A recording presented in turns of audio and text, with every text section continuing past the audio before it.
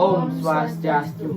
Perkenalkan, nama saya Kadek Juniawan dengan NIM 22110348. Dan saya Komode Fitri Artini dengan NIM 2211031012. Dan saya Putu Rosiana Dewi dengan NIM 2211031046. Dan di sini kami akan menjelaskan materi tentang sejarah bahasa Indonesia dan kedudukan sejarah bahasa Indonesia. baik untuk materi 1 langsung saja. sejarah bahasa Indonesia.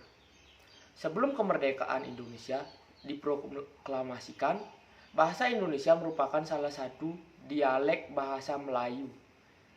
Telah berabad-abad, bahasa Melayu dipakai sebagai alat perhubungan antar penduduk Indonesia yang terdiri dari berbagai suku dan bahasa.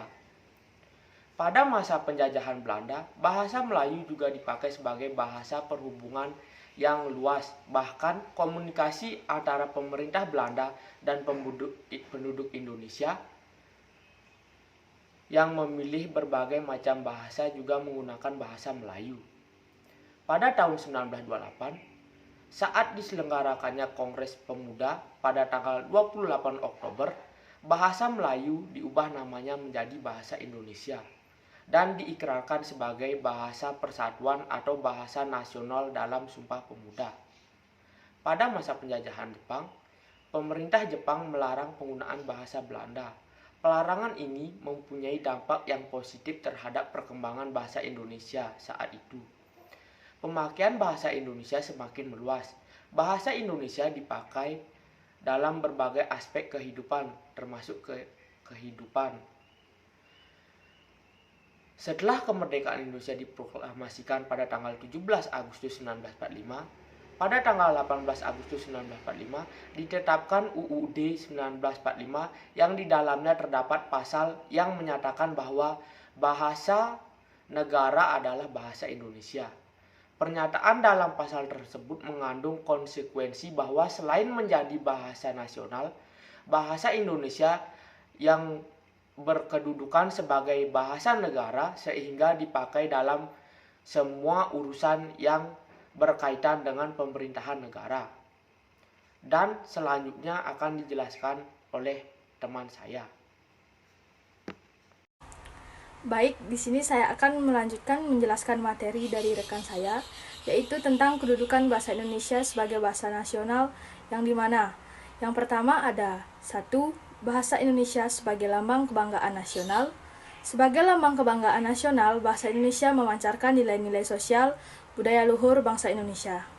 Nah, yang kedua, bahasa Indonesia sebagai lambang identitas nasional. Sebagai lambang identitas nasional, bahasa Indonesia merupakan lambang bangsa Indonesia.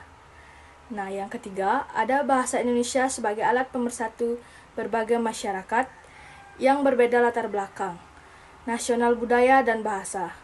Dengan fungsi ini memungkinkan masyarakat Indonesia yang beragam latar belakang sosial budaya dan berbeda-beda, bahasanya dapat menyatu dan bersatu dalam kebangsaan. Nah, yang terakhir ada bahasa Indonesia sebagai alat perhubungan antar daerah dan antar budaya. Dengan bahasa Indonesia, kita dapat saling berhubungan untuk segala aspek kehidupan. Baik, sekian pemaparan materi dari saya dan selanjutnya akan dijelaskan oleh rekan saya. Kedudukan bahasa Indonesia sebagai bahasa negara. Yang pertama, bahasa resmi kenegaraan. Pembuktian bahwa bahasa Indonesia sebagai bahasa resmi kenegaraan ialah digunakannya bahasa Indonesia dalam naskah Proklamasi Kemerdekaan Republik Indonesia pada tahun 1945. Yang kedua, bahasa pengantar resmi di lembaga-lembaga pendidikan sebagai alat penghubung pada tingkat nasional bagi kepentingan menjalankan roda pemerintahan dan pembangunan. Yang ketiga, bahasa Indonesia dipakai dalam hubungan antar badan pemerintah dan penyebar luasan informasi kepada masyarakat. Yang keempat, sebagai alat pengembang kebudayaan dan pemanfaatan ilmu pengetahuan, seni, serta teknologi modern. Sebagai fungsi pembangunan kebudayaan nasional, ilmu, dan teknologi. Bahasa Indonesia terasa sekali manfaatnya. Baik, Sekian materi yang bisa kami sampaikan. Jika ada kesalahan kata, kami mohon maaf. Kami tutup dengan Paramo Santi. Om Santi Santi Santi.